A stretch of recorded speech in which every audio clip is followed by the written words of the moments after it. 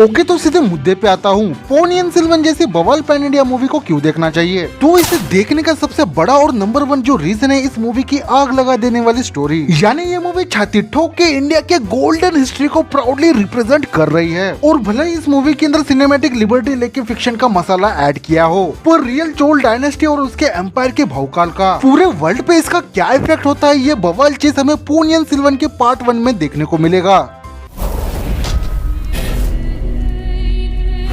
दूसरा सबसे बड़ा रीजन है इसे देखने का, वो है मूवी की सुपर कास्टिंग। यानी मूवी देखते समय जब भी तुम्हारी नजर जाएंगे किसी कैरेक्टर पर, यानी लिटरली पैन इंडिया लेवल के सुपरस्टार्स हर कैरेक्टर के अंदर तुम्हें देखने को मिलेंगे। चियान विक्रम, ऐश्वर्या राय, त्रिशा, कार्ति, जयम रवि, यानी लिटरली इतने बड़े बड़े सुपरस्टार्स को जब तुम एक फ्रेम के अंदर देखोगे तो भाई साहब थिएटर में चीखें निकलने वाली है, क्योंकि ऐसे बवाल मूवीज रोज रोज नहीं बनती जिसके ऑलमोस्ट हर कैरेक्टर एक सुपरस्टार हो। तो इसी बात पे तीसरा सबसे बड़ा रीजन है पोनियन सेल्वन के पार्ट 1 को देखने का, वो है इस मूवी का बजट। लिटरली मणिरत्नम ने पोनियन सेल्वन के पूरे प्रोजेक्ट पे 500 करोड़ रुपए फूंक डाले। यानी ऑफिशियली देखा जाए तो इस मूवी का जो बजट है वो बाहुबली से भी बड़ा है। इससे ये बात कंफर्म हो जाती है कि इस मूवी के अंदर हमें तगड़े लेवल के वीएफएक्स देखने को मिलेंगे, जो पोनियन सेल्वन को विजुअली इपिक बनाएगा।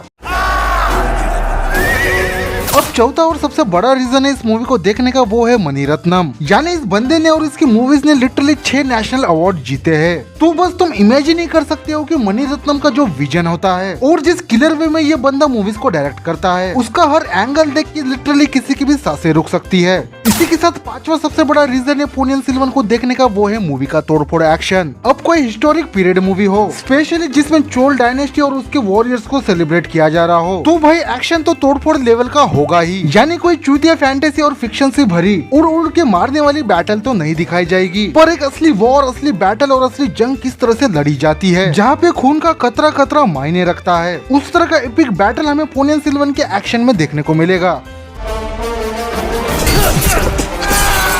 इसी के साथ इस मूवी को देखने का छठवां सबसे बड़ा रीजन है the world of Chola empire. देखो, अब मैं ज्ञान की बातें तो ज्यादा नहीं फैलना चाहता, पर ऐसा कहा जाता है कि इंडिया का जो गोल्डन एरा था वो चोल एम्पायर के जमाने में था। यानी उस टाइम पे जो बवाल और पावरफुल टेक्नोलॉजी यूज की जाती थी आर्किटेक्चर में और इंजीनियरिंग में, यानी उस टाइम की टेक्नोलॉजी का मुकाबला आज के मॉडर्न डे में कोई भी माइकल लाल पूरे वर्ल्ड में नहीं कर सकता। और ये बात मैं ऐसे ही नहीं फेंक रहा हूँ, लॉजिकली देखा जाए तो इसके प्रूफ अब भी मौजूद है तंजावुर में।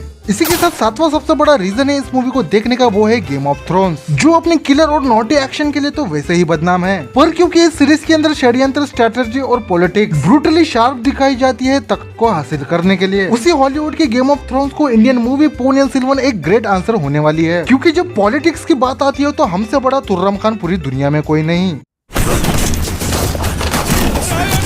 अब 8 नंबर का सबसे इम्पोर्टेंट और बड़ा रीजन है मूवी का कॉन्सेप्ट और कंटेंट। देखो, पोनियन सेल्वन कोई नॉर्मल से पैन इंडिया मूवी नहीं है जिसे हर कोई इग्नोर मार देगा। अब इंडियन सिनेमा के इतिहास को देखा जाए तो ऐसे हिस्टोरिक कंटेंट रेयरली ही बनते हैं, और ये कोई सड़क छाप रिमेक मूवी नहीं है जिसे कट कॉपी पेस्ट करके बना दिया गया है। तगड़ी रिसर्च और स्ट्रॉन्ग प्लानिंग के बाद पोनियन सेल्वन नॉवेल का अडेप्टेशन सिनेमैटिक वे में किया जा रहा है। देखा जाए तो ऐसा ओरिजिनल और फ्रेश कंटेंट और कंसेप्ट हमें रोज रोज देखने को तो नहीं मिलता, जो 9th रीजन के साथ कल्चरल इम्पैक्ट डालेगा पूरे वर्ल्ड पर। और उससे भी बड़ी बात यह है कि पोनियन सेल्वन ये मूवी अपनी हिस्ट्री को रिप्रेजेंट करते हुए मास लेवल का इंफोटेनमेंट देंगी पूरे वर्ल्ड को, जिसके लिए 10th और सबसे बड़ा और सबसे इम्पोर्टेंट रीजन है हम ऑडियंस। जब तक हम ऐसे फ्रेश कंटेंट को सपोर्ट नहीं करेंगे, स्पेशली वो जो इंडिया की हिस्ट्री को प्राउडली सेलिब्रेट कर रही है, तो पूरी दुनिया जीतने से पहले वो अपने घर में ही हार जाएगा। और जहाँ हम ब्रह्मास्त्र जैसे यूनिक कंटेंट को सपोर्ट कर सकते हैं, जबकि वो मूवी कोई परफेक्ट मूवी भी नहीं थी, तो पोनियन सेल्वन के कंटेंट को क्यों नहीं कर सकते, जबकि ऐसे बवाल चीज हमने पहले कभी देखे ही नहीं। तो ये थे बवाल 10 रीजन पोनियन सेल्वन मूवी को देखने के। तो इसी बात पे जीबीएफ का ये वीडियो तुम्हें दिल पे लगा हो तो लाइक करना, दिमाग में बैठा हो तो सब्सक्राइब। मैं मिलता हूँ किसी नए कंटेंट के साथ। Take care, good bye.